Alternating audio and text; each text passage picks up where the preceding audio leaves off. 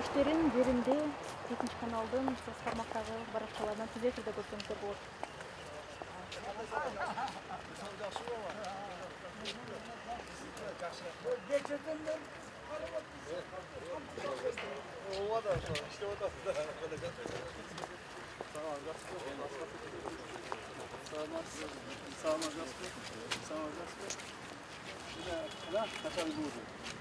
Балдарыңыз жақсы жардам берді гаилер. Ато жете албай калат элек. Ато эми 2 саатта келдик да эми дейчи. Ноқаттың раньше қойған. Ооба, жақсы жардам беришти. Рахмат. Келейдабы? Келе берсин. Биз баштай бербейли, эл күтүрбөйлү. Конечно, баштай берели. Не кыласыз? Сүлөгүчө келип калат да, Саламат, кандай жакшымы, жакшы? Жакшы. Жакшы, рахмат.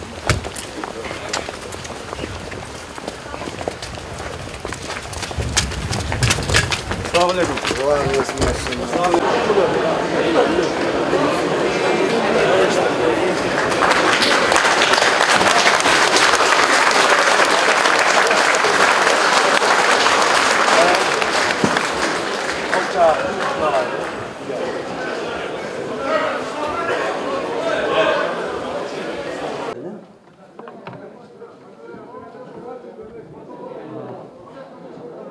Assalamu alaikum, урматтуу туугандар, урматтуу эл журт.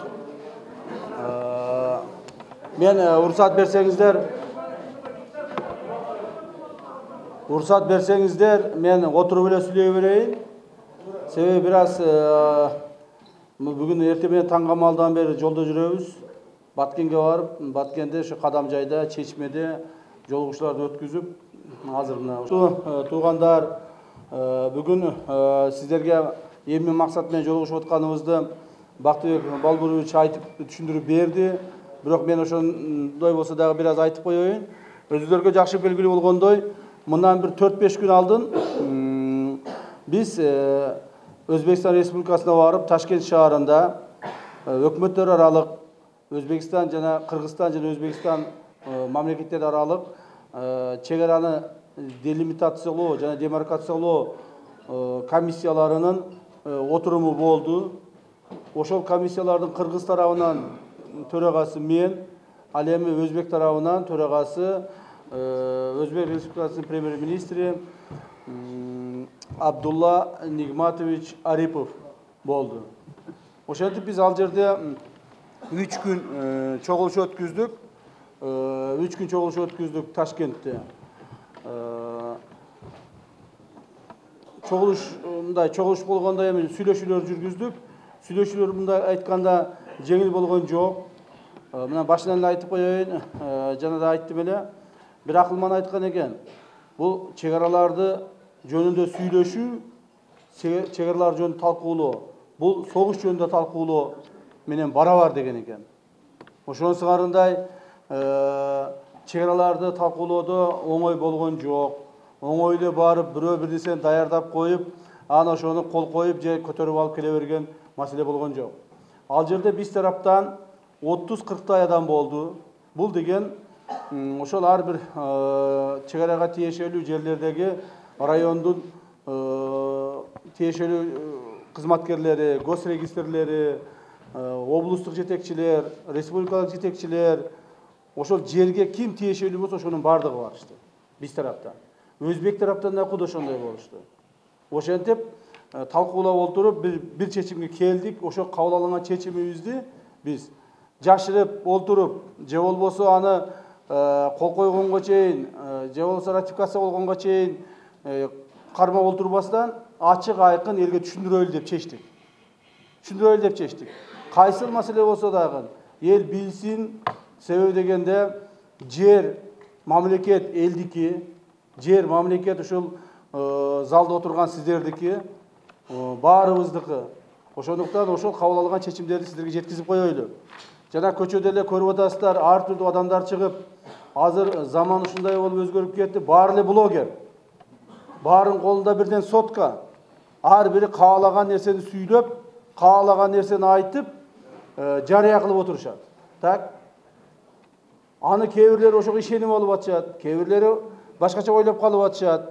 Ошондуктан ар түрдүү ойлор ар жерде боло бербеш үчүн биз ошону сиздерге жеткизип коелу деп келдик. Ошон үчүн атайын келип отурабыз. Көрүнгөн, мен дагы мына 3-4 күндөн бери көрүп атам, көрүнгөн ар түрдүү карталарды алып алышып, билерман болуп кетишти. Бардыгы эле. Бул өзгөнгө буту баспаган, компромат каерде экенин билбеген. Мен бир кече күнү бирөөсү укмуш бир жамандап жазган экен. Анан айттым, менин мүмкүнчүлүгүм бар да текшергенгечи. Ушул ким экен карагылачы деп текшертсем, ал адам өзү нарындык болот экен. 2016-жылы Кыргызстандан чыгып кеткен экен. Так, ошол каяктадыр бир жерде жатып алып, ушул жазып атат да оозуна келген нерселер мененчи. Өзү жаш бала экен, жаш бала.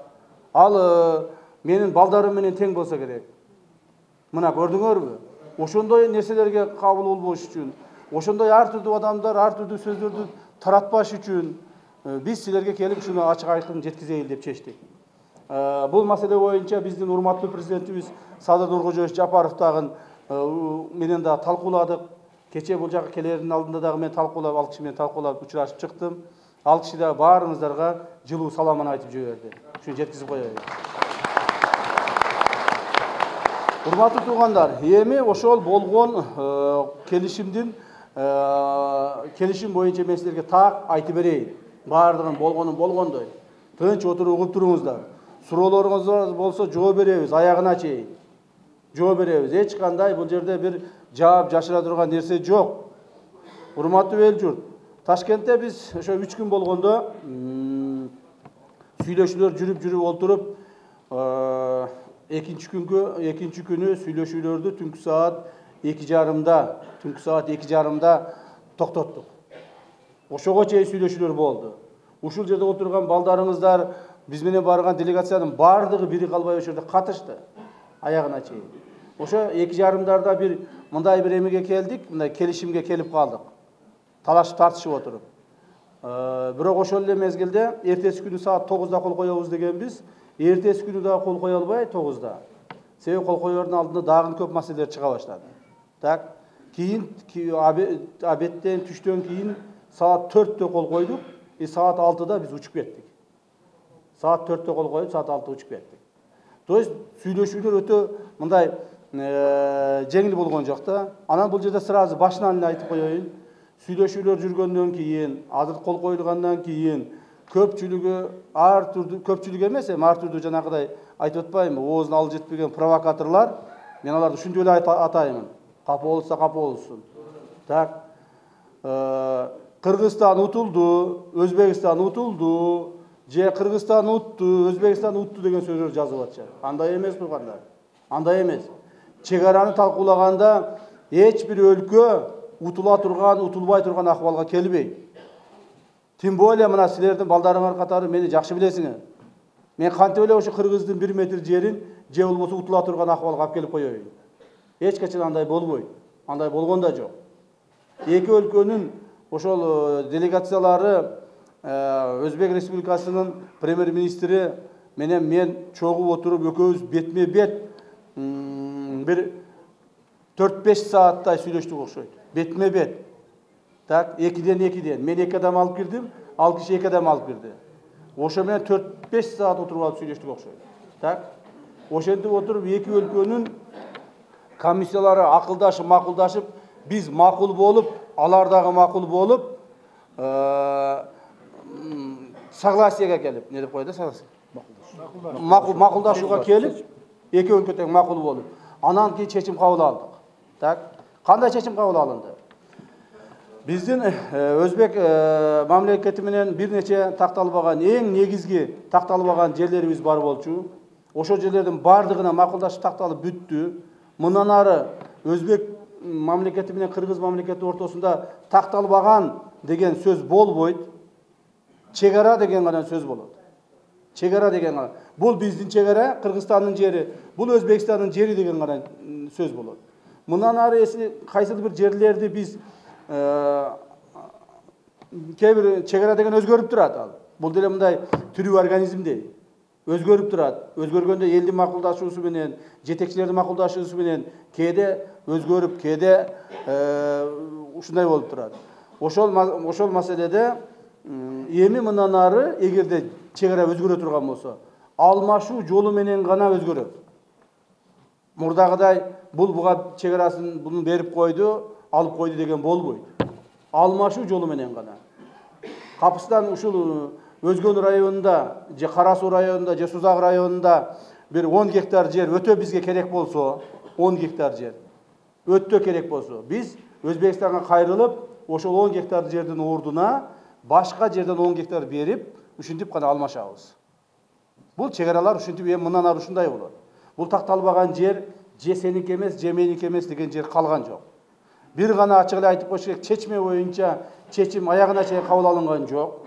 Çeşme деген мына Кадамжайда районунун бирлик айыл өкмөтүндө Çeşme деген булак бар. Билесиздер, былтыр ошол жерде бир чоң жанжал чыгып, эки эл кагылышып да кеткен жери болгон. Ошол боюнча аягына чейин чечим кабыл алынган жок. Эми Çeşme булак бүгүн барып көрүп келдим, 2 сотук жер экен. 2 сотук. Бирок ата бабаларыбыздан калган. Ата бабаларыбыздын ошол Çeşme'nin тегерегинде жогор жагында ошол мүрзөлөрү бар жер экен. Эми аны биз мындай бир макулдашууга келе алган жокпуз, ачык айтып коюш керек муну. Ошол бир 2 сотук жер тегереги менен бардыгы бириккенде бир 1 гектардай болуш керек, 1 гектардай чыгып калабы? 1 гектардай жерди биз макулдашууга келе алган жокпуз.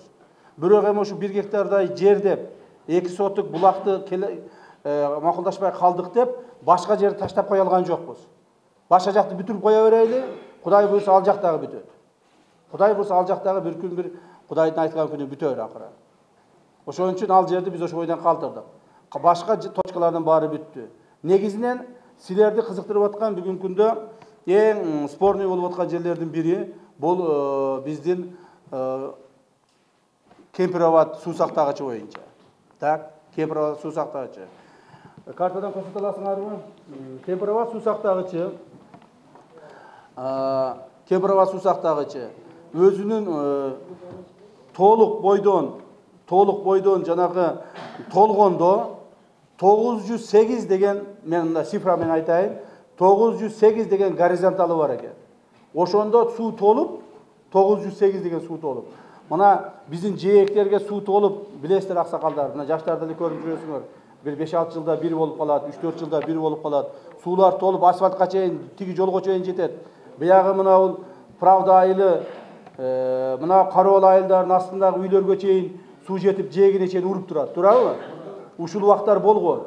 Ошол деген бул Кемпироват толгондо 908 деген отметке ошол экен. 908 деген отметка.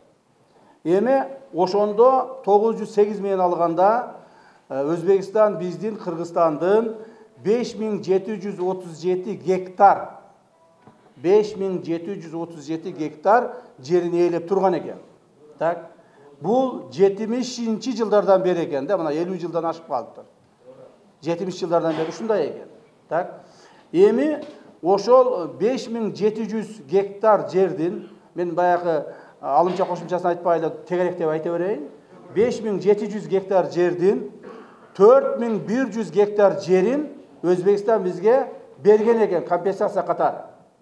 Ошол 75 жылдары, андан кийинки жылдары 80 жылдарга чейин списогу барбы айылдардын? Айылдар списогун бериңчи, мен окуп коеюн. Кайсы айылдарды бергени мен сиздерге окуп берем. Ал жерде толук биздин айылдарыбыз бар азыр, жашап атышат. Кээ бир жерлер, мен бир эле мисал айтып коеюн. Мына Нокен районунда баягы азыр Ош-Бишкек жолу бар го.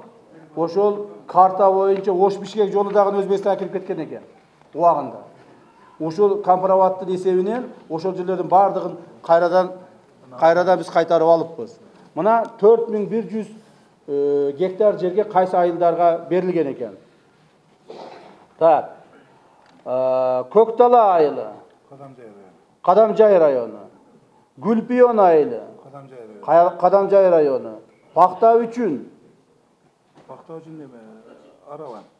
Араван району, Нанай, алардын ичинде Aksı rayonu. Aların içinde Almurut, Şah, Padişah Tağı, Karatöbü uçaskaları.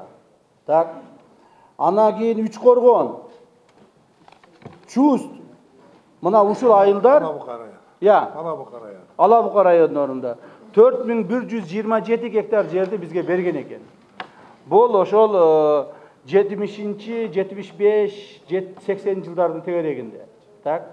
Ошондо бергенден кийин, bizge бергенден кийин булар дагы bizge 5700-ге жетиш үчүн 1300 гектар жер мындай карыз болуп турган экен да. Карыз болуп турган экен. Эми биз не кылдык? Ушундай болуп турган экен. Биз келип караганда бүгүнкү акыбал ушундай экен да. 4100 бериптир. 5700'dü bular eğilip turat eken. Bizge dagı 1300 karız eken. Tak. Biz ne kıldık? Biz ayttık. Yok. Bizge en başkası bu yerlerde dili alış emez. Bizge en başkası yaşap turgan elderdi. Uşul Kaprava teoriyede yaşap turgan elderdin. Жашоо тиричилигине карата. Себеби өтө көп баягы суроолор көп.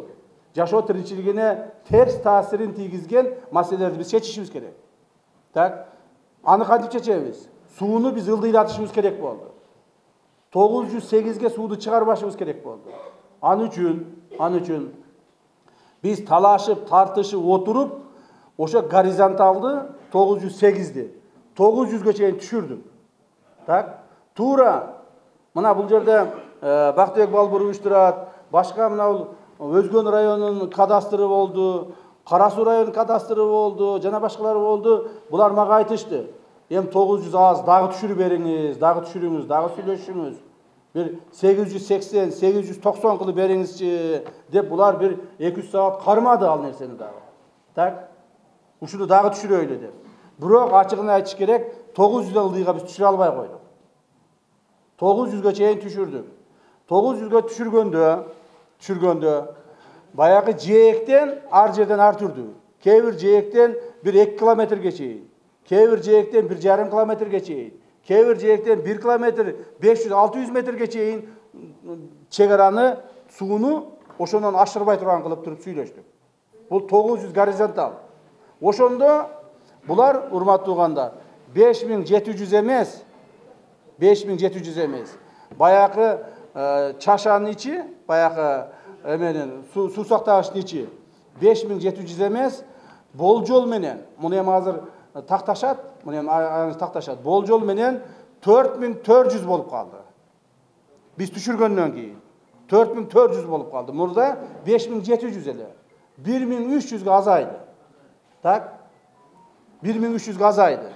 Эми мунун не пайдасы бар? Мунун негизги пайдасы бизге жашоочуларга пайдасы.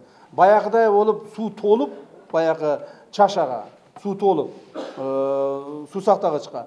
Суулар адамдардын үйүнөн чыгып, жанагы үйлөр паңдап, жанагыдай болуп огороддордон суу чыгып, ушундай болуп атты го. Эми андай болбой калат. Сыз басып, кыйналып аттыңар. Адамдар ооруп, ушундай маселелер көп болгон, билесиздер. Эми суу баягы мына бул деңгээлден ылдыйга түштү. А үйлөр ушул жерде кала берди. Демек, суу баягыдай мурдагыдай урбай калды. Зак. Ушул үчүн гана элдин гана бир ушундай бир эми баягы жерде жашап аткан элдин баарын көчүрүп кете албайсың. Ал жерден көчүрө турган болсо, арка айыл, берки айыл болуп отуруп бир 200-300 үйдү көчүрүш керек болот. Чтоб ушундай кылбаш үчүн, элдин жашоосуна бир шарт түзүш үчүн биз ошону 908'di 900'гө чейин түшүрттүк эми. Ошону талашып, тартышып, тытышып отуруп. А булар мына Ош облусунун губернатору, жана мына кадастрдын башчысы, республикалык Кара Суу районунун госрегистри, Өзгөн районунун госрегистри, булар мага 2 жолу келишти, катта жазып беришти. Ушуну жакшы болду 900'гө түшкөнү. Бирок дагы түшүрүп бериңиз, дагы сүйлөшүп бериңиз деди. Мен аракет кылам дедим, дагы аракет кылдым, бирок болбоду, ачык айтайын. Себеби булар деле бул жерди эмне үчүн алып атат? Бул жерди булар баалуулугунан же бул жерге бир нерсе эгейин кылайын деп алып аткан жок. Ошол жерге суу толтурайын деп алып атышат. Булар да туура түшүнүш керек да. Мал алсаң эмне үчүн аласың? Mal алсаң, бұл ет үшін деп аласың, же süt үшін деп аласың. Ошон үчүн мына булардағы бұл жерді су толтырайын деп алып атышат да. Biz azaytkan sayın su az batıp kalат ayerге. Мына. Ошон үчүн булар 900дөн ылдыйга түшкөн жок, 900дөн ылдыйга biz түшүрө албай койдук. Мына ачык айтышым керек. Эми 900га түшкөндөн кийин дагы айтайын. Бизди ээлеген жерибиз, биздин ээлеп турган жерибиз, сууну ээлеп турган жери 4400 гектар болуп калды. Так? Булар ошондо бизге 4100'ді берген. 4100'ді берген. Дагы 300 гектар бизге бериш керек эди. Буларчы? Дагы 300 бериш керек. 300 гектарды булар айтты, биз деди 200-300 макул берейли деди. 200-300 берейли деди. Анан биз талашып, тартышып, баягы эле сүйлөшүүлөр менен жүргүзүп олтуруп, ошол 200-300'дүн ордуна 1000 гектар алдык. Мен айттым 1000 дедим, толко 1000. Булар айтты 300. Жок, 1000. Анан кийин дагы бирөөнү чакырып келди, үчөөлөп олтуруп алып, дагы айтышты. Болтур 500 берейли. Жок деди 1000. Айттым, макул анда баягы киши Өзбекстандын премьер-министри да каттуу киши экен, өтө каттуу киши экен. Ал айтты, ары туруп, бери туруп, сүйлөп, акыры айтты. Макул деди анда 700 берейли деди. Болду деди. Мен токтойт деди. Мен айттым, жок 1000. 1000 болбосо мен кетем дедим. Анда мен кол койбойм, бүттү. 1000ден bir гектар түшпөймүн. 1000ди бересиңер 300'дүн ордуна. Анан кийин макул болот. Эми андай болбойт. Анын үчүн биз мамлекеттик соглашение түзүп атабыз булар менен. Ошо мамлекеттик соглашение мамлекеттик макулдук түзүлгөндөн кийин гана башка иштер жүрөт. Ал жерде эмне деп жазылат? Ал жерде баягы жээкте жашаган элдерге толук бойдон сууга доступ деп койду. Сууга пайдаланууга толук бойдон уруксат бар. Орусча айтып койгондо доступ к воде деп коет. Сууга киргенге мүмкүнчүлүк бар. Мал сугарса болот, балык тутса болот, ал суудан насос менен тартып алып, бир нерсе сугарса болот. То есть мурдагыдай кирбейсин, бул жер мындай дебейт. Эң негизгиси ал жерде. Ошо соглашениеде биз жазабыз, алар суунун жээгине баягы жээкке эч кандай ограждение аны муну койбойт. Мына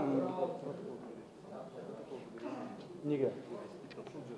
Жок, протоколду орусча жазылган, протоколду окуп бериң дейт. Протоколду орусча жазылган, мен кыргызчасын айтып берип атам сизге. Так, ал жерде эч кандай ограждение коюлбайт, каша же болбосо зым тартылбайт, башка болбойт. То есть буларга суу гана толо турган болот. Суу болгондо дагы 900га чейин. Ушул 900га чейинки суу ашып кетпеш үчүн булар каалагандай 900 деп коюп, эртең 908, 904, 906га чыгарып жибербеш үчүн не кылыш керек? Аны үчүн сууну бирге башкарыш керек. Платинаны чогуу башкарыш керек. Ошо платинаны чогуу башкарыш үчүн дагы мамлекеттик келишим түзөбүз азыр, соглашение. Так, о совместном управлении водой деп. Совместное управление. Ошол жердеги сууну урумин, та деңгээлин карап туруш үчүн, 900дөн ашырып жибербеш үчүн, так? Биз ошол жерде карайбыз. 900дөн ашырбаш үчүн анан кийин могул жерде биз 14% сууну биз дагы алабыз. Туугандар, левый берег деген бар, левый бережный канал деп коет. Оң тараптуу канал деп коет. Мына бул Судакка кеткен каналды билесиздер, правобережный деп коет. Судакка кеткен каналды, так? Ал суга кеткен канал ушу мына Барпыны аралап өтүп, кийин Ырысты аралап өтүп, Барпы, Атабек, Ырыс айыл өкмөттөрүнө. Ошонун арагына Перевалга чейин, Судакка чейин барат. Ал жерде канча деген эл бар. Ошончо элди сугарат. Ошого бериле турган суу толук берилет, 100%. Андан кийин могул жерде сол жактагы каналы бар. Мына ол Кара сууга кеткен. Мына ошол канал. Ошол суу дагы толук берилет. Ушул суулар толук берилип туруш үчүн, баягы суунун деңгээли көтөрүлүп кетпеш үчүн, ага дагы отдельный соглашение түзүп, биздин адамдар менен чогуу башкарылат. Биз бул жагына карап койдук. Эми биз менен азыр мындай баарын бүтүрүп алып, кол коюп алып туруп, аны эртең муну сактабай койсо не кылабыз деп биз балдар менен кеңешсек, айтышты, аны үчүн биз соглашение түзүшүбүз керек деди. Так, межгосударственный соглашение түзүшүбүз керек деди. Ошону түздүк. Ошону менен бул маселе бүттү. Бул маселе бүттү. Баягы дагы бир жолу айтып коеюн, урматтуу туугандар, эптеп эле каралап, эптеп эле ушул кээ бири билбейм ичтарды кылып атабы, кээ бирлери атайлап ушу мамлекетте мындай сенсациялуу мындай жаман иштер көбүрөөк болуп турсун деген үмүтү таш капкырлар барбы? Ушул кылган ишти дагы мына Ташиев барып сатып берди сууну, Ташиев барып жерди сатып берди, так деп артын сөздөр чыгарып атышат. Бирок ошол эле мезгилде мен дагы бир жолу айтайын. Биз Өзбекстанга туугандар 1 метр жерди берген жокпуз. Мен эми муну жеңдик деп айта албайм. Андан сырткары биздин дагы Орто Токой деген суу сактагычыбыз бар, Алабука районунда. Ошо Алабука районунда Орто Токой суу сактагычында 830 гектардын тегерегинде ал. 820 гектар дейт, 30 гектар дейт. Ушунун тегерегинде да. 800 деп кое берейинчи мен азырынча. 800 гектар биздин жерде ээлеп турат. Так. Ошо 800 гектар алар бизге описание этилген, бизге болгон. Анан кийин мен буларга шарт койдум. Эми ошо 800 гектар жер. Жок, мына эми бүт эле экен. Мына бул токтоп туруң. Компровод бүт эле экен. Компровод боюнча булар анан бизге дагы айтып коёт, дагы бизге. Мына левобережный канал деп коёт. Сол тараптан канал тартып, ошо маалдагы соглашение менен канал тартып. Баткенге чейин жеткизип, Баткенде Бүргөндү массивинде 8000 гектар жерге суу жеткизип бериш керек эле. Тура освоение кылып, эми биздин эле жерге 8000 гектар жерге суу жеткизип бериш керек эле да буларчы. Биздин эле жерге. Анан эми ошол мурда аткарылбай калган шарт. Биз ошону эмени койдук, талапты. Мурда аткарылбай калган шарт аткарасыңар. Аткарбасаңар болбойт деп. Десек анан булар ары ойлонуп, бери ойлонуп, кандай бул 8000 гектар жерди биз бере албайбыз деп таза ызычуу болдук. Анан кийин бирок акыры айтышты, макул деди. Мурда эми аткарылбай калыптыр эми. Союз маалында экен, жарым кылым өтүптүр, тияк-бияк болуптур. 5000 гектар беребиз деди. 5000 гектар беребиз, болуптур, дополнительный берейли. Себеби биз силердин жериңерди алган жокпуз. Биз только 8000 гектарга суу эле жеткизип беришибиз керек эле. Так? Ошо жеткизип бербей калганыбыз үчүн 5000 гектар силерге дополнительный берейли деп калды. Анан мен айттым, жок, 5000 гектар болбойт. 8000 гектар деп жазылганбы, 8000 гектар бересиңер деди. Буга дагы 3-4 саат, 5-6 саат талашып тартышып отуруп, 8000 гектарга көндүрдүк. Ушул компроводдун суусу үчүн биз Алабака районунун Гавасай деген участкасынан 8000 гектар жер алдык туугандар. Мындак айтып коеюн. Себеби мурда эми азыр аттарын айтсам бираз неудобный болуп калат. Себеби көптөгөн аксакалдарыбыз, мамлекетке кызмат кылган аксакалдарыбыз алар көз жумулуп өтүп кетишти. Бирок көптөгөн биздин кыргыз жерлерди, мурдагы Союз маалында көптөгөн жерлерибизди мындай өткүзүп берип коюшкан экен да. Бере берген экен да. Совхоз кылып, колхоз кылып эле бере берген экен. Биз буга налог төлөй албайбыз. Биз бул жерин чөбүн чаба албайбыз. Биз буга ылайык эт бере албайбыз деп эле бере берген экен. Ошентип отуруп мына Гавасайда 19200 гектар өтө чоң жерди берип салган экен. Бирок ал жерде азыркы күнгө чейин биздин кыргыз айылдар бар. Кыргыздар жашайт. Bir 5-6 ayıl var. 5 ayıl var eken. 5 ayıl Kırgızlar yaşayt. Al baykuşlar bilbeyt oşo jeri berilip ketkenin. Al bizdin jerde öyle жүрөт. Ata babalarыбыздан beri biz koy bagып жүрөбүz деп элечи. Ошо 8000 гектар жерди алып бердик. Эми алар үйлөрүнөн көчпөй калды. Ошол жерде жайыттар алардык болуп калды. Гавасай деп эсиңиздерде болсо керек. 1-2 жолу ошол жерде автоматтарда катылып, чоң жаңжалдарда болуп, өзбектин пограничтери өтүп келип, бул биздин жер мына карта боюнча деп жерлерин коруп, А биздин кыргыздар же болсо жашаган адамдар картасы жок, ичпаласы жок эле, бул жерде биз ата бабаларыбыз мал баккан, бул биздин жер деп алар чыгышып, баягы пограничтер менен кошулуп, анча-мынча мушташып, мынтыктар атылган күндөр болгон. Эсиңердеби? Мына ошол Гавасай. Ошол Гавасай элине дагы, Алабукадагы 5 айлыга дагы ушул компроваттын эсебинен 8000 гектар жерди алып бердик. Бунда айтып коеюн, эсиме чыга элек. Эми мына Орто Токойго өтөйлү эми. Орто Токой суу сактагычы боюнча, урматтуу туугандар, Орто Токой суу сактагычы боюнча 800 гектар Орто Токойду суу басып турат. Биз аларга талапты койдук. Орто Токой суу сактагычынын үстүндө 800 гектар биздин жерди силердин сууңар басып турат. Ошо суудан 95% силер аласыңар, 5% биз алабыз. Бул жердегі бул компроватта 14% биз алат экенбиз. Ал жерде 5% алабыз. Так? Демек, биздин 800 гектарга бизге жер беришиңер керек деп биз талапты койдук. Булар мурда бизге 200 гектар берген экен, 190, 200 гектар деп коймең. Мен эми 5-10 гектарды округлайтып айтып атам. 190 гектар булар берген экен бизге, 200 гектар берген экен мурда. Анан калганы калып кеткен экен. Ошо калып кеткенди бересиңер дедик. Десек булар айтып атат, ал жерде Көксерек, Баястан, Уңгартоо, ушулардын Карабелес ал отдельно.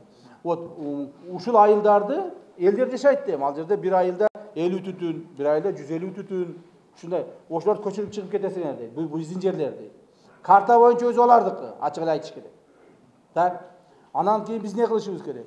Ошол водохранилищенин үстүндөгү жердин акысы үчүн деп туруп, ошол жерлердин бардыгын биз өзүбүзгө жаздырып алдык. Так? Жаздырып алдык. Суу турат, эми суу турат, сууну эче калып кете албайбыз аны, сордуруп сала албайсың, башка кыла албайсың. Баары бир ушунча жылдан бери турат, дагы ушунча жыл турабы, мындан көп турабы бир Кудай билет. Турабы? Ошол айылдарды сактап калдык, айылдарды үлүш жерлери менен кошо, эгин эккен талаалары менен кошо, мал жайыттары менен кошо Кыргызстанга алып алдык. Булардын арасында Уңгартоо дагы бар. Уңгартоону билесиңер, мындай чегара мындай келип туруп, тоого мындай жармашып, анан кайра мындай түшүп кеткен да, 35 гектар. Ошону түз өткүзө турган кылдык. Тоого булар жармашпай турган болду. Үңкүртөө деп коет эми кыргызча, орусча уңгар болуп калыптыр да. Үңкүртөө толугу бойдон ошо Кыргызстанга өттү. Мына. Анан сырткары биз мына Кара Суу районунда. Кара Суу районунда мына Кара Суулуктар билесиздер ошол жерде. Мына Кара Суу шаарына чын айтканда туалеттен чыксаң эле бет алдыңда баягы зым тартылып турат. Чегара турат, туурабы? Туалет эми огороддун мындай чекесинде болот да. Ошол жерге туалеттен чыксаң эле бет алдыңда зым тартылып турат. Биз ошого талапты койдук. Ушул жерден бизге 150 гектар жер бересиңер. 150 гектар жер бересиңер, жылдырасыңар чегараны деп. Эми ал биздин мындай талабыбыз эле болуп атат да, жылдырасыңар депчи. Десек булар жок, 150 жылдыра албайбыз. Макул эми ушунча эме кылып калдыңар, 50 гектар жылдырып берели ошол эменен Орто Токойдун эсебинен деп калышты. 50 гектар. Биз жок деп талашып отуруп 100 гектар алдык ошол жерде. Кара Суудун границасын 100 гектарга азыр артка жылдырабыз. Мына зымдарды. Бүгүнкү тартылган зымдар артка жылат. Так. Мына бул өзгөн сузактагы тартылган зымдардагы баягы айткандар 1000 гектар артка жылат. Андан сырткары Карабелес деген бир жерибиз бар экен. Ошол эмеде. Алабукада Карабелес деген жерибиз бар экен. Ошол мындай бир мурда жерди берилген маалда, баягы мамлекеттер аралык макулдашуу түзүлгөн маалда Карабелес өтүп кетиптир да. Айыл мындай бөлүнүп туруп эле айылдын жарымы өтүп кеткен.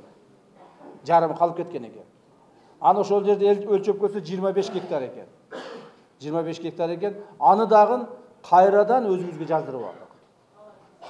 Карабелес айылында кайрадан толугу менен кыргызстандык болуп калды. Аны да жаздырып алдык өзүбүзгө. Ушинтип отуруп, баарын эсептесек, 8000'ди кошсок, башкаларын кошсок, баарын кошсок, 13000 гектардын тегерегиндеги жерди биз өзүбүзгө толук бойдон талаштуу 13000 гектар жерди өзүбүз жаздырып алыпбыз. Uşul. Bizdin kılıp gelgen jumuşubuz uşul. Tak. Uşul kılıp gelgen jumuşubuz. Men bayağı Kırgızda aytat koy. Küygөнүн айтам bir koşok деп koyot kırgızдарчı. Oşonsu karınday bayağı canın çıkıp, uruşup, talaşıp, çurkap, uşul öydildiyga, özüңө, үй бүлөңө, başkan karaba çurkap, uşlar bарын бүтүрүp, mına tuğan bardık керектүү адамдар бүтүрүп келсең дагы. Анан кийин саты берди, же берди, ичи берди деген баягы акмактардын сөзү өткөндө кичине жаның ачышат экен да. Жаның ачышат экен. Ошон үчүн анан дагы бир нерсе калып кетти туугандар. Мен bir негизги нерсени айтпай кеттимин. Баягы 908'de турганда анан 908'ден 900'гө түшүрөбүз го. Түшүргөндөн кийин өзгөн Кара Суу райондоруна жээктерден 1300 гектар жээкчилерге өтүп кетти дагы. Мына аны өзүңөр жакшылап неме кылып аласыңар, бөлүп аласыңар. Дагы дополнительно 1300 гектар. То есть ал биздин баягы 5000 угуп туруңуздар. 5700 гектар жер мурда ээлейт эле го. Ал кыргыздын эле жери, Бирок мурда 5700 эле, кийин 4400 болуп калды. Ошондо 1300 гектар жер бизге кайтарылып берилди да, өзүбүзгө эле кайра эле. Аны мына бул Кара Суу Правданын жанынан өзгөн, мына бул Каролдун жанынан Ана Кызылга чейин ушул жерлерден, ошо бошогон жерлерди жергиликтүү бийлик органдары, айыл өкмөттөр, госрегистрлер мына меники деп өзүңөр акырын ынтымакта бөлүшүп аласыңар. 1300 гектар жер. Бул да дополнительно ошо бизге өттү. Муну мен айтпай калдым.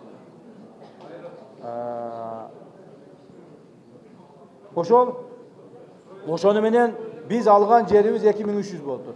Эми урматтуу туугандар, мен өзүмдүн негизги маселелерди айтып бүттүм. Эгерде суроолоруңар болсо, мындай кылайлы. Угуп тургула. Мен азыр сөз бүтө элекмин. Мен сөзүм бүтө элек, угуп туруңуздар, пожалуйста. Эми биз баягы мына зал полный адамдарды отурасыңар, маданиятыңызды көрсөтүп, көрүнгөн мен айтам деп кыйкыра бербестен, микрофон барганда, микрофонго бирден кыска суроолорду кайталабай бериңиздер. Макулбу? Сураныч. Пожалуйста, микрофонду алып бериңиз. Кимде микрофон? Аты жөнүн айтыңыз. Мынау көп жылдан бeri чечилбеген маселенин убактысы келип, элдин мүддөсүнө аткарган үчүн биринчиден эми камчы улум рахмат айтабыз. Телевизион көрүп эле жургап жатабыз. Акар биринчи кесте болот экен го. Ошого күнгөн адам керек экен го деген мааниде. Эми камчы балам Куда кааласа мамлекетти оңдойсуңар. Анан кийин арызмын көбөйүп, туура ошояка барып мына жергиликтүү бийликке праваны бергиле.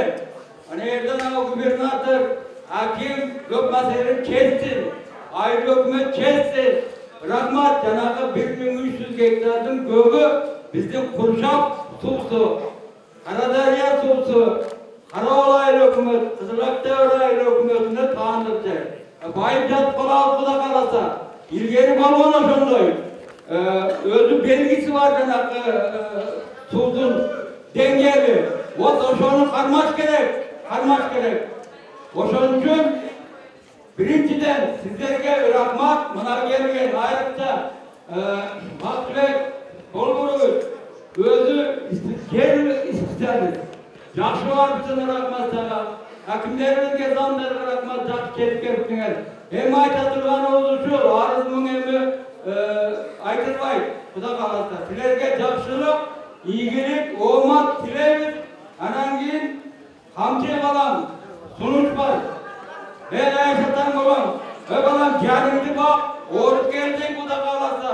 Оорусуз жукпасын, элдин батасын сага буйрсун. Көп жашага рахмат.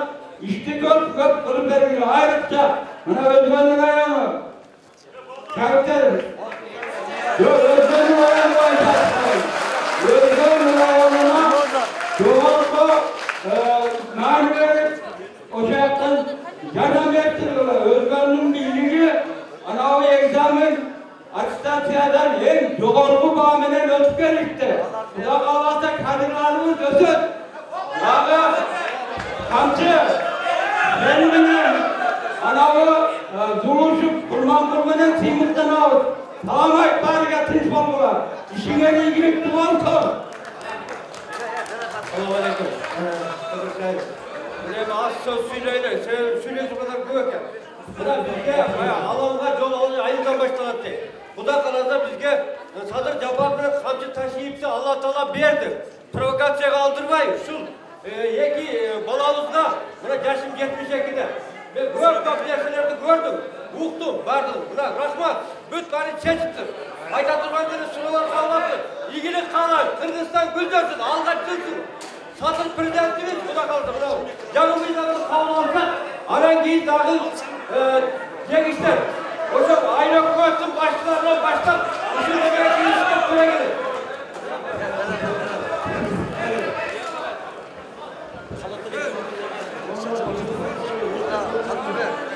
Rahmat sana, vatan kazan cumhurbaşkanı. Dağı özgürlüğü maşineler tığın bol ketti. Şu yol makinesi, eski kapılar, menengetler, eski trasa, sayın malında salavat, salası hoşluğu. Hoşandı sulanları, ekber versin, çekildi o zaman sana. Ova, eski trasa oyunca.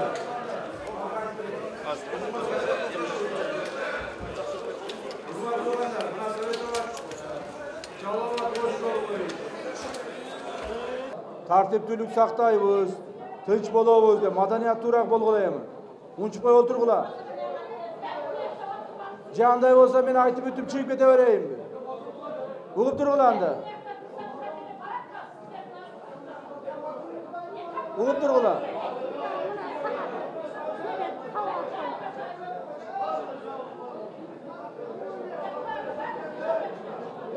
So'rovlarga javob beraymi?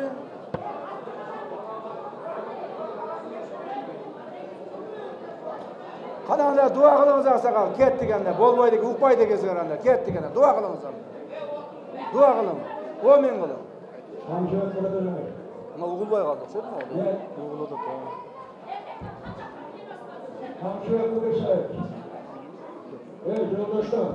Ayting. Siz hurmatdan bo'lmaydi. Yerlarga chiqib bo'lasizlar. Siz biringizni siylamaydi, kelgan odamlar siylamaydi. Sizlarga ayıplarının başına varayım. Şerifin çıraktır buralı. Şerif arkadaşlar. Ben Özgür rayonunun Artakay'dan yönetmiştim. Ergeçlikten beri. Ben sizlerin baktıktan beri tanıştım. Biliriz.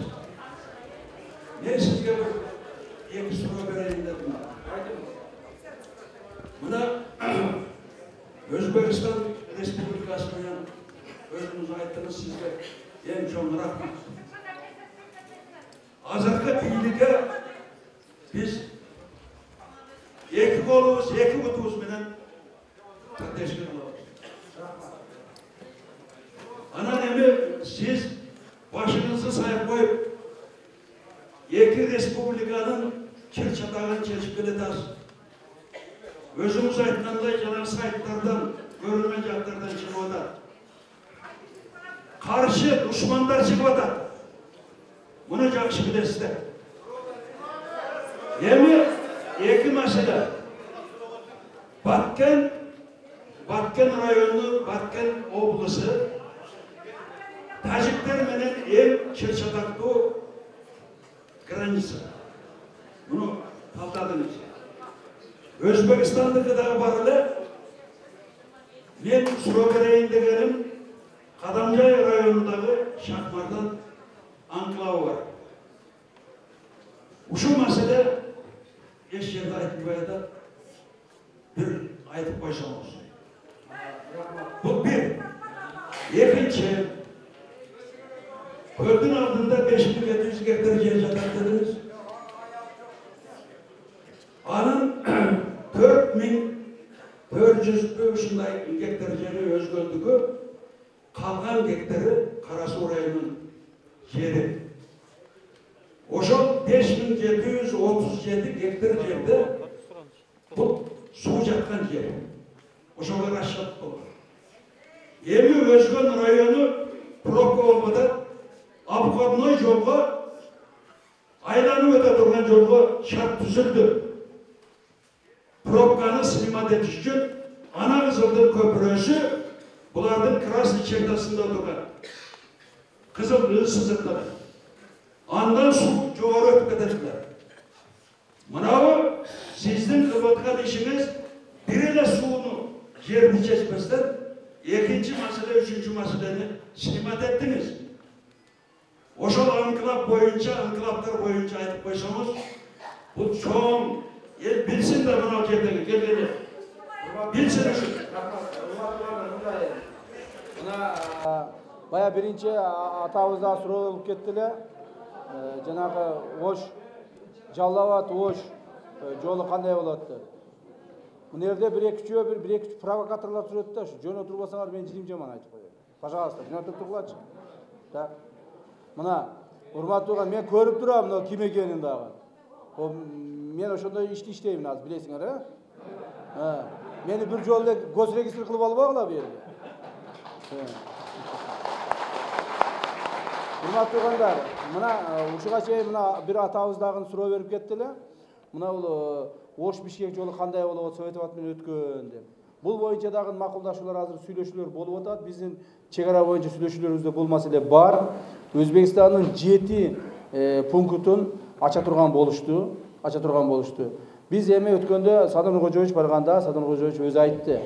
Биз эч кандай мына пункттарды, мына бул чек араларды биз жапкан жокпуз. Бир дагы жерде мына бул КППлардын алдын биз казган жокпуз. Аларды алган жокпуз, көпүрөлөрдү сындырган жокпуз. Мунун баарын сиздер өзгөр кылдыңар. Эми өзгөр кайра оңдошуңар керек депчи. Ошондо Өзбек Республикасынын президенти макул болду. Туура биз ошондой убакыт болуп, ошондой саясат болгон, ошондой кылынган. Эми кайрадан бая казылган жолдор кайрадан бүтөлүп, асфальттар куюлуп, көпүрөлөр кайрадан салынып, ошол жерлер ачыла турган болду. Мына бул жерден Беговат менен бизге жакын жерди айтайын эми. Беговат менен ынтымак деп коет, мына бул эмеге Ташерифке кире турган жерди. Ынтымак посту деп коет. Беговат менен ынтымак посту, урматтуу тугандар, эми жакын арада ачылат. Ачылыш үчүн постторду даярдаш керек, бая жолдорду кайрадан бүтөш керек. Bir iki işleri var da, ошол бүтөрү менен ачылат. Бул бир. Экинчи мына анклав боюнча сурадыңыз. Шакымардан жана башка соок анклавдары боюнча. Урматтуу тугандар, бул анклавдардын статусу мурда эле аныкталган. Эми бул анклавдарды мен бая айтпадымбы? Эгерде кайсыл бир жерди мындан ары ала турган болсок, ошонун ордуна жер беришибиз керек. Эми азыр биз чек араны бүтүп алайлы, жакшынакай кылып. Юридикалык жактан баарын тактап бүтүрүп алайлы. Бул жер сеники, бул жер меники деп тактап алайлы. Ошондон кийин гана биз мүмкүн сүйлөшө баштайбыз. Шакымардан боюнча жана башка боюнча ошондон кийин гана. Эгерде коңшуларыбыз макул болсо. Ошондон азырынча чек араларды тактап алайлы туугандар. Мейлиби? Рахмат. Сүйлөңүз.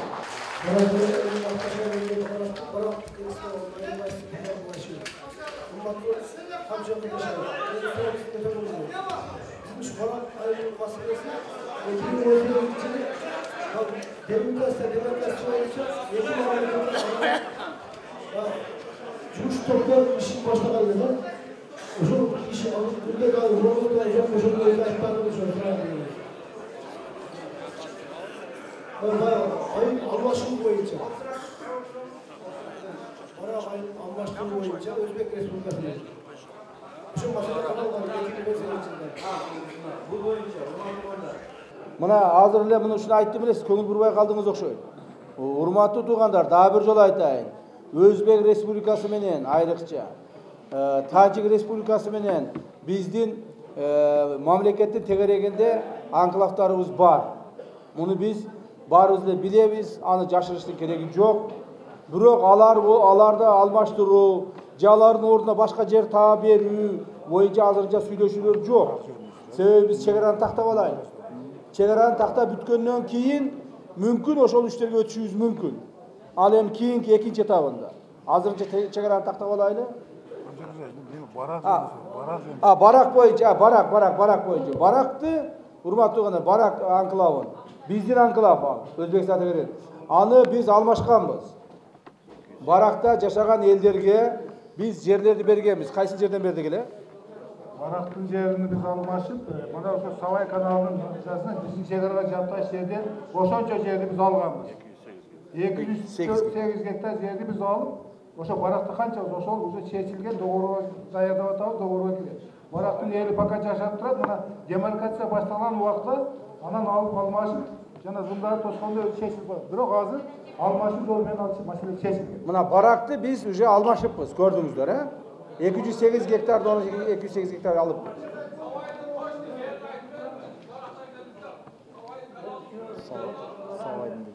Кайсы жерден айтып бериңиз? Азыр Savay kanalının ылдый жагынан, ошо каналдан суу ичет. Ошол жерде Кыргызстан чек-арасына кошулуп, ошол Savay'da 304 деген канча гектар жерди biz алган. Жана Savay жөнүндө неме бирок картада бизде бар. Канча жер болсо ошончо жерди biz суулук айлоо жерди алдык.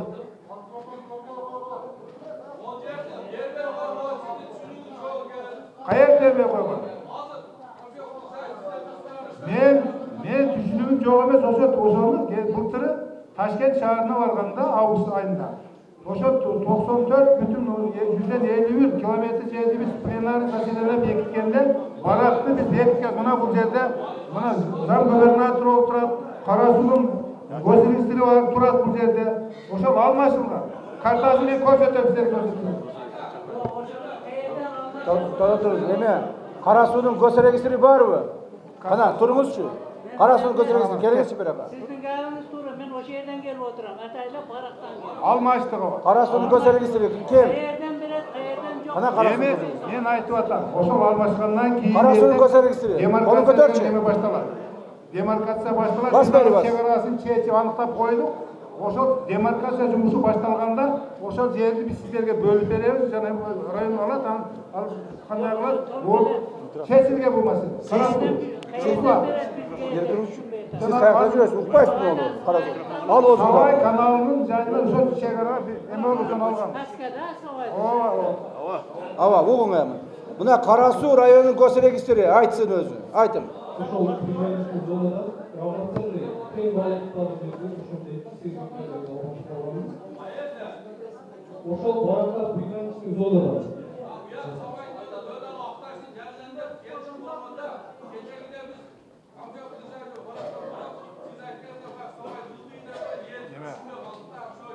Endi bular Savayдын ылдыйына деген мен Savayдын ылдыйына деп койдум да, мен көргөн эмесмин аны. Руслан, Savay kanalından su içet de. Ayt эме, билгениңди айтчы. Айт билгениңди айт. Эме, сен атың ким? Руслан. Билгениңди угуп тургула. Билгениңди и туура айткын. Эртеси эл ала жооп бересиң. Айт да. Siz bilmegeniңди айтпаңыз. Не билбеген нерсени айтасыз? Bilmegeni Savay kanalı айтып атпайбы? Kartan barбы? Siz шапка кийип турган. Siz көп кыйкырбай туруңчу, айтып атат го. Угуп турсаңыз? Угуп турбайсыңарбы? Айтчы. Токтоп турбайсызбы? Айтсын. Туруп турбайсызбы? Айт. Катыраак сүйлөм. ошол баракта приграничный зонада Savay kanalынын өдөөсүнө мүмкүн болсо мен мына картага баракта болгонсо көрсөтүшүбүз керек. Барактыктар, мындай кыласыңар. Барактыктар, азыр урматтуу анда, барактыктар. Мынау залга чогулгула, госрегистр чыгып, картаны көрсөтүп берет. Аким экөө, аким каякта? Кана аким? Чыккыла, бар чыккыла, көрсөтүп берет. Бар. Руслан, чык, чыгарып, ал чык. Чыккыла деме, барактыктар эшикке.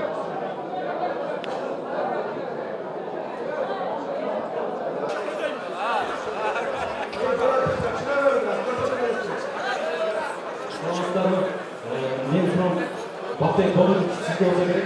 Bunu hazır ayıkta dostlar, Kapro'da su basman diye 1300 gektar diye Kırgızistanlıklarga kalat derken. Oşol жердердин батыш каналы, кайра бөлүп туткан жери болуп, жайын катары пайдаланабыз. Себеби буга чейин чалык эккенбиз да. Чалык эккенден кийин суу басып кетет болчу, өкмөт эч кандай чыгым төлөп берет болчу. Ошол боюнча чыгым берет болчу. Урматтуу туугандар, эң негизги маселени айтылат. Биздин эсеп боюнча, картадагы эсеп боюнча 1745 гектар деп примерно такталды. Эртең мына кадастрдын балдары менен ошол 9-чу горизонтал менен биз бир сыйра басып өтөбүз. Ал жерге белгиде мындай чек-аралар өзүнчө белги коюп коебуз, эч нерсе кагылбайт. Биз ошол жердин айыл башчысы, айыл өкмөтү, тиешелүү жер адистери менен ошол границаны гана белгилеп коебуз. Ошонун үстүндө мен эми ошол өзүгөндө аким болуп иштедим. Мен ошол айыл өкмөттө 8 жыл айыл өкмөт болуп иштедим Октябрда. Территорияда, урматтуу туугандар, эгерде ошол 9-чу горизонталга түшкөндө азыр эми биз карта менен караганда канча метрди түшкөндүгүн биз картадан көрүп атабыз. Басып жүргөндө барганда көрөбүз. Кудай кааласа мен ойлоп атам, ошол сиздердин май шалы эгип жүргөн жерлер болсо керек. Түшкөн жерлерчи. Анан эми аны мына кадастр менен мамлекет менен чогуу чечебиз. Эгерде ошол жер өтө кумдуу болгон болсо, кайсы тармагын өткөзөбүз. А эгерде шалы жанагындай эгине турган жер болсо, аны кайсы жагын өткөзөбүз, аны комиссиондо чечип, анан сиздерге ошол жерди ошол кайсыл айыл өкмөткө тиешелүү, Кызыл Октябргабы, Жаңарыкабы, Кароолгабы, Баштөбөгөбү, Төрткөлгөбү канча тийсе, ошолорго баланска ошол жердин кыртысына жараша бөлүштүрүп беребиз. Так, эме токтоп тургула. Эме туугандар, азыр дагы 5 адамга сөз беребиз, ушу менен бүтөт. Болду.